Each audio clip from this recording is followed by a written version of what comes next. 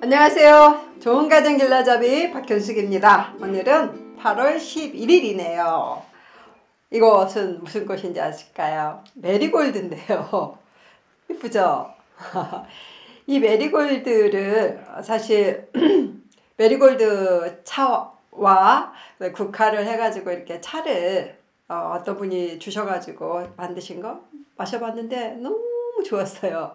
그래서 메리골드를 많이 심어야지 했는데 이 집 주변에 메리골드가 아주 많아요. 그런데 그 메리골드가 이렇게 저절로 이제 나는데 나기 전에 제가 그 다이소에서 씨앗을 사다가 좀 뿌려가지고 이제 싹을 키워가지고 키웠는데 어머 이렇게 화려한 메리골드가 저는 처음 봤어요. 색깔도 다양하고 또 다른 세 가지 색이 있더라고요. 너무 이쁘죠. 그래서 오늘은 그 장맛비에 쓰러져 있었던 애들을 좀 너무 키가 커가지고 그리고 이렇게 겹이다 보니까 무거워가지고 쓰러졌나 봐요. 그래서 이렇게 꺾어서 여러분에게 보여드리려고 꺾어 왔습니다. 이쁘죠? 자, 오늘은 배우자와 싸우지 말고 하나님을 바라보자. 이게 제목입니다. 먼저 그래서 하나님을 바라보자는 거예요. 싸울 일은 정말 많은데 먼저 싸우기 전에 하나님을 먼저 바라보자 이런 얘기예요. 자, 사면초가의 두려움이 덮칠 때는 그 앞집에 제가 얘기했죠. 앞집에 그 부부싸움 소리를 들으면서 그런 생각이 들더라고요. 그 아내분이 정말 뭔가 제 느낌에는 그 소리 치는 것들이 어떤 사면초가에 놓인 것 같았어요. 막 사방에서 어려움이 육아의 어려움, 뭐 가정의 경제의 어려움, 남편의 뭐 어떤 스트레스, 뭐 여러 가지가 어우러지 아니면 이런 생각 들더라고요. 아내의 몸이 많이 또 안 좋아질 수도 있었겠구나.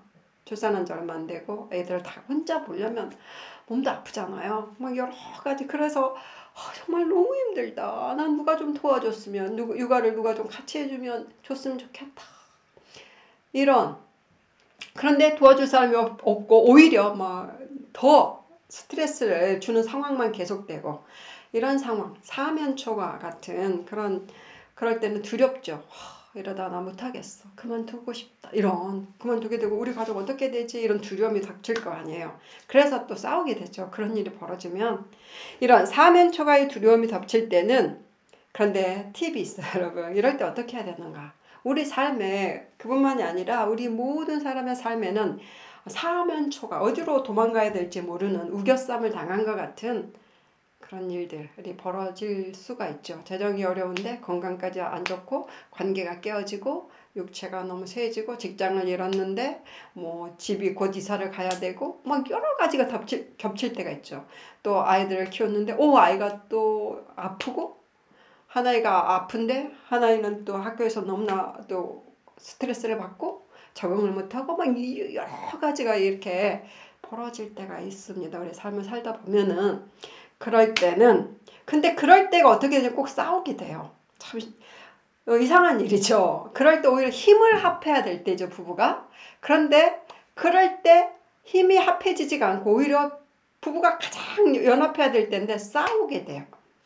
이유는 있죠. 서로 스트레스를 받기 때문에 이게 분출해가지고 충돌하니까. 그래서 그럴 때 어떻게 하면 좋으냐면 싸우지 말고 하나님을 바라보자는 것입니다. 배우자와 싸우지 말고 하나님을 바라보자. 우리에게는 항상 열린 문이 있어요. 그리스도인들에게는 항상 열린 문이 있습니다. 저는 옛날에 이 말을 정말 너무 좋아했어요. 제가 그런 상황, 저도 사면초가와 같은 이런 일들이 인생 지금까지 살아오면서 왜 없었겠어요? 그럴 때 정말 늘 기억하는 게 있었는데 뭐냐면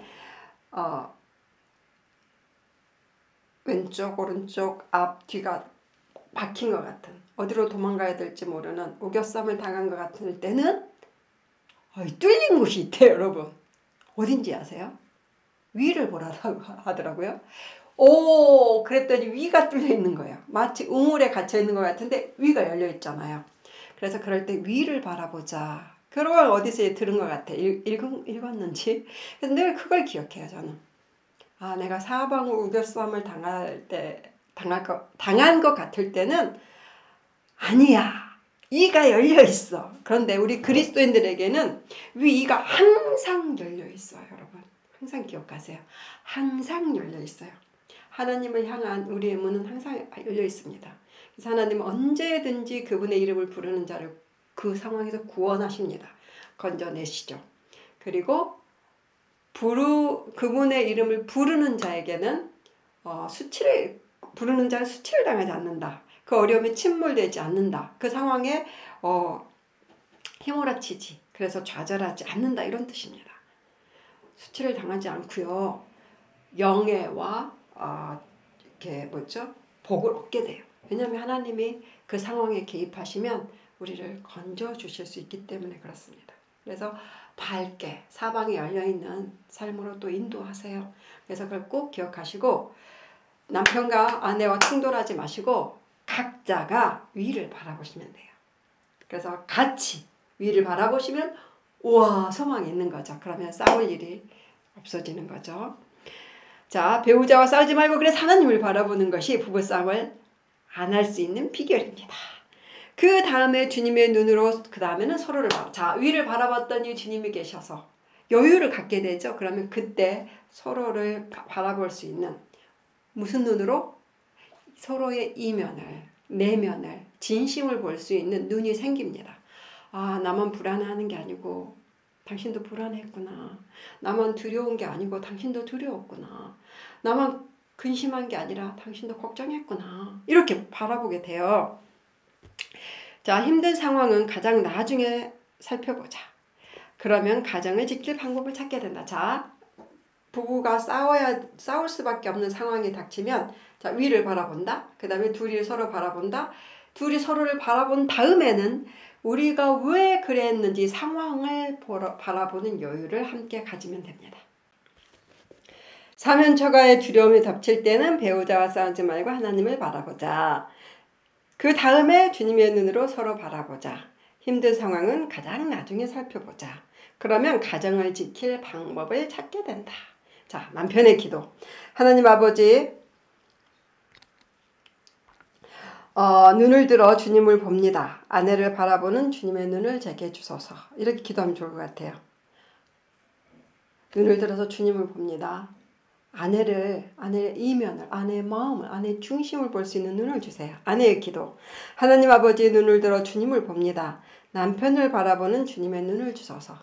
자, 싸워야 될 일, 서로에게 대들어야 될, 충돌해야 되는 그런 일이 우리 인생에 있을 수밖에 없죠. 그런데 그럴 때 무조건 충돌하지 마시고 먼저 위를 바라보면서 기도하시면 돼요. 위를 바라보고 그 다음에는 서로를 바라볼 수 있는 눈을 주세요. 이렇게 기도를 한다면 엄청난 여유가 생기죠. 그래서 상황을 같이 바라봐서 해결할 수 있는 그런 힘이 생깁니다. 오늘의 기도, 배우자를 바라보는 주님의 눈을 제게 주소서. 이 기도를 한번 해보세요.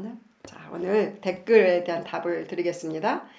12월 12일에 아내를 살리는 말을 제가 방송했는데요. 3주 전에 사라라는 분이 정말 나도 예쁘다는 말을 듣고 싶다 이렇게 쓰셨더라고요, 댓글에. 그래서 해드리고 싶었어요.